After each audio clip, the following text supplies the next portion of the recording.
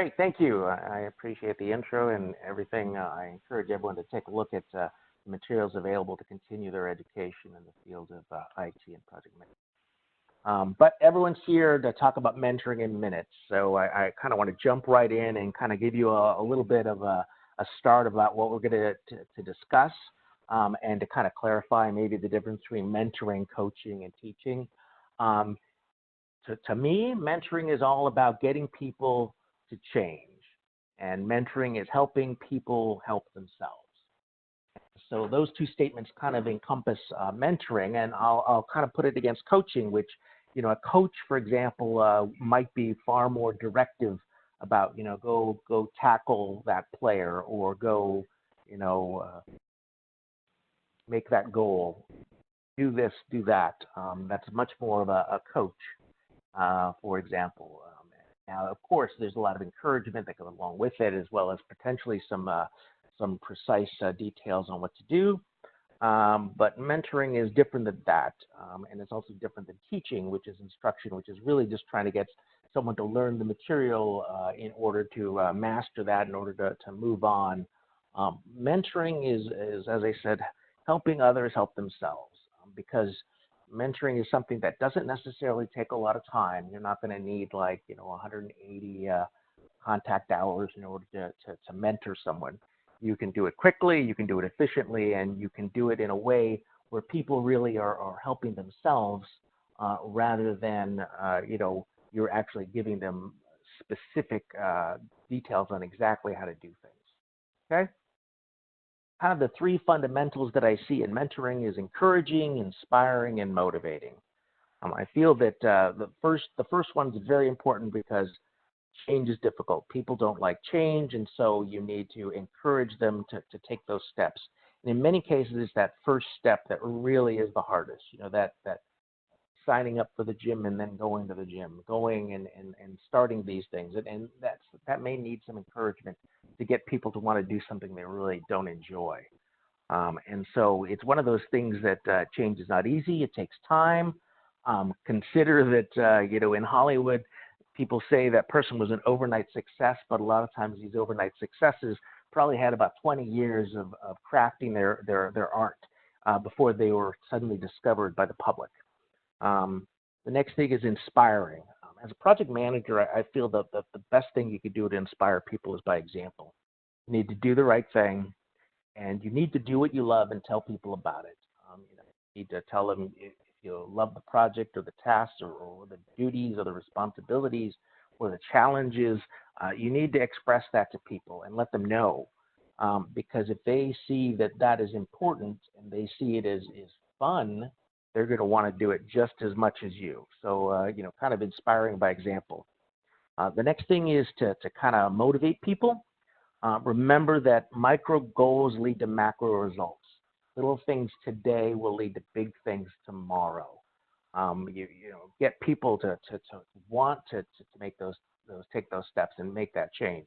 And this is kind of like, as a project manager, you really can motivate people by telling them about the project and telling them about what's going to happen. And so this is kind of important in all aspects.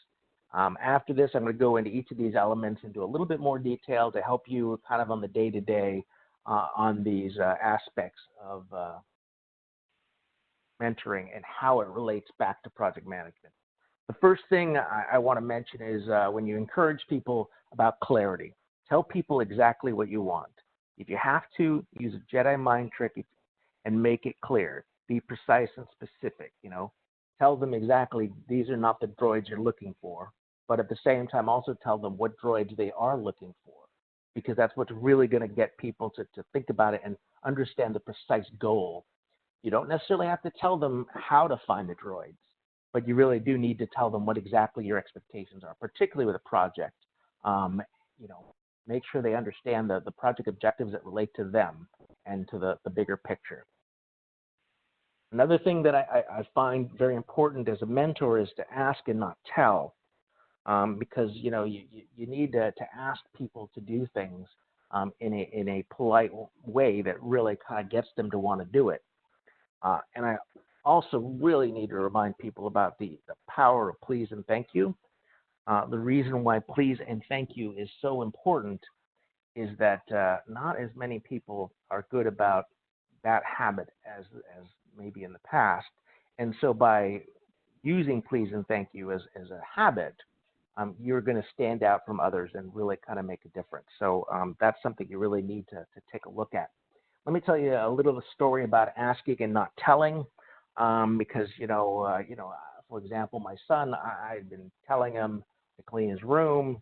My wife would tell him to clean it. He just wouldn't. He wouldn't tell him to clean his room. It was something that was a problem. His sister would complain to me about it was a problem, and then one day, I was busy. My daughter's complaining to me about my son's room, and I just really didn't have a lot of time for it. And I said, look, go talk to him, and maybe you can get him to do it. And she's like, okay, whatever. She was like, I don't really care as long as he cleans his room. So she goes up, she talks to him, and guess what? He cleans his room. Why does he clean his room? Because his older sister, he admires and feels his sister is trying to help him out, and she, they talked about it, and really it made a difference.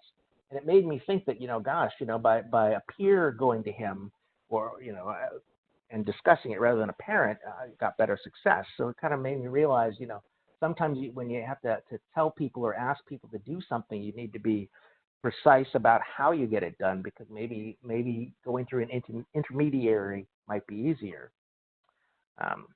So next point, inspire. People love to hear success stories. People love to hear about the person who wins against all odds. If you look at Hollywood movies, if you took away that theme of the underdog winning, we probably would have a lot less movies. And so it's something that really we need to keep in mind and to retell people, to remind them, because many times people feel that they are that underdog. Oh my God, the pressure, the project's on me. I don't have a lot of time. I need to get it done. And so if you tell those stories, it really helps. Attitude, I can't tell you how important staying positive is, because people work harder for positive people. Proven fact. Yet some people are jerks. Really, you have to just stay positive, and you have to keep thinking about tomorrow and where you're going. Tomorrow, like for example, reminds me of a quote from President Grant when he was the general of the Union armies. He says, we'll lick them tomorrow. And it was the first day of the Battle of Shiloh. He had just been beaten up. His army was kind of, on the run. I don't know all the details, but, they said he didn't even have like his camp. He spent the night on the river in the mud, hiding from Confederate fire. And in the morning, his officers, were talking to him and saying, all right, well, so what's the plan of retreat? And he's like, oh no, we're attacking today, and we're going to whip them. Guess what? You know what? Tomorrow came, and that's exactly what happened. So to me, remember that yesterday's failure does not mean today. Hi there, I hope you enjoyed that last clip. My name is Michael Maludis, and if you'd like to watch the full 60 minutes of that last webcast, while also gaining complete unlimited access to our entire library of IT learning, simply visit our subscribe page at greatpro.org/subscribe. Unlimited annual access is $199 per year, but if you use the coupon code LEARN2EARN, you can drop that membership fee to just $149. That's less than $13 per month for unlimited access to over 1,000 hours of on-demand career development, covering the entire spectrum of IT management best practices, including business analysis and requirements, software development, quality and testing, risk management, process improvement, project management, and even digital transformation. But your membership doesn't just give you unlimited access to our vast learning library.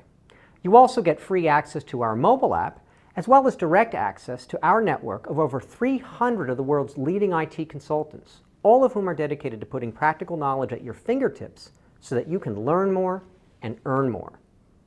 I hope you will join me in becoming a member of the Great IT Professional and advancing your career with us. And if you're on YouTube, don't forget to hit that subscribe button above so that you get notified whenever we publish new free webcasts each week of the year. Thank you for your time, and best wishes for your continued success.